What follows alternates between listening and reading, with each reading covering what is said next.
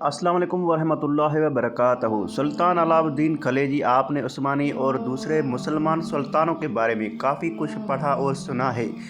آج آپ کے سامنے ایک ایسی شخصیت کو بیان کرتا ہوں جس نے منہ زور منگولوں کو لگام دی اور کئی سالوں تک برِ صغیر متحدہ ہندوستان کو منگولوں سے محفوظ رکھا۔ یہ شخص ہندوستان کے خلجی سلطنت کی دوسری فرمان روا سلطان علاء الدین خلجی شاہ اول ہے۔ آپ 1266 میں پیدا ہوئے اور بہادر ذہین کمانڈر تھے۔ اس وقت اقتدار ان کے چچا جلال الدین خلجی کے ہاتھ میں تھا۔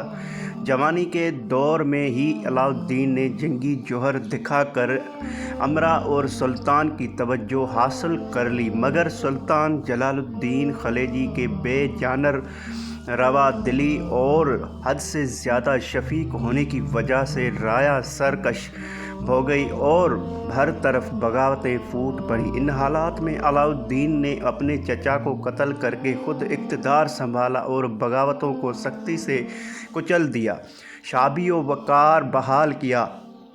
ہندوستان میں علاء الدین خلجی پہلا حکمران تھا جس کے پاس ہندوستان کی ایک ایک ٹکڑے کی معلومات تھی۔ عوام سے ٹیکس مستحدی سے حاصل کیا جاتا اور ہر چیز کا معقول ریٹ مہیا کیا، اور کسی کی جرأت نہ تھی کہ سلطان کے مقررہ ریٹ سے اوپر نیچے کرے۔ سلطان نے سلطنت کو چلانے کے لیے ضروری سمجھا کہ کچھ قابل بھروسہ اور دیانتدار ساتھی ضروری ہیں۔ وہ خیال کرتا کہ حضور اکرم کے بھی 4 قریبی دوست تھے۔ خلفائے راشدین اس سے متاثر ہو کر اس نے بھی 4 قابل احترام اور بھروسہ مند ساتھی چنے، جن میں درج ذیل شامل تھے: ظفر خان، قطب الدین مبارک شاہ، نصرت خان، ملک کافور۔ سلطان کے دور حکومت میں ہندوستان پر قبضہ کرنا منگولوں کا خواب ہی رہا۔ سلطان نے پہلے جا کر بتایا کہ ہندوستان پر حملہ کرنے کی غلطی کبھی مت کرنا۔ کچھ عرصہ پہلے بھارت میں ایک پدماوتی فلم ریلیز ہوئی جس میں سلطان کو ایک ظالم اور وحشی قسم کا انسان دکھایا گیا ہے، اور مزید علاء الدین کو ایک ہم جنس پرست انسان دکھایا گیا ہے جس کے اپنے غلام ملک کافورہ سے جنسی تعلقات ہوتے ہیں۔ اس کا حقیقت سے دور دور تک کوئی سروکار نہیں ہے۔ ملک کا فوری ایک مضبوط خلجی جرنیل تھا جس نے منگولوں کو شکست دی۔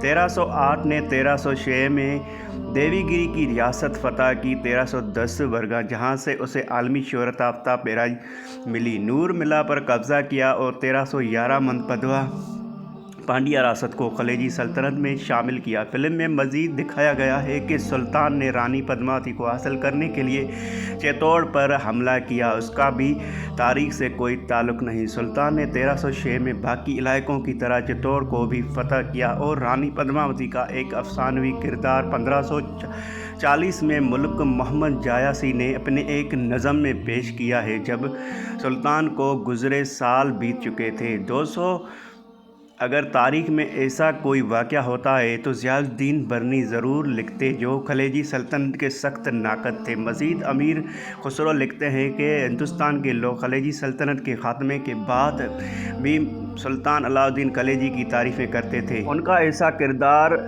کرنے کا مقصد سلطان کی شخصیت پر دھوا لگانا ہے جسے ہندوستان کے ہندو راجا کو شکست دی اور واحد حکمران بنا جس نے بیک وقت شمالی اور جنوبی ہندوستان پر حکومت کی، جو کسی کو نصیب نہیں ہوئی۔ ان کا ایسا کردار پیش کر کے ایک قوم اپنا غم و غصہ نکالنا چاہتی ہے جس پر 1000 سال مسلمانوں نے حکمرانی کی۔ سلطان کا شمار دنیا کے ناقابل شکست حکمرانوں میں ہوتا ہے۔ وہ جہاں بھی گیا فتح جھنڈا گاڑا اور بلا شبہ وہ اس وقت کی بہترین حکمرانوں میں سے ایک تھا۔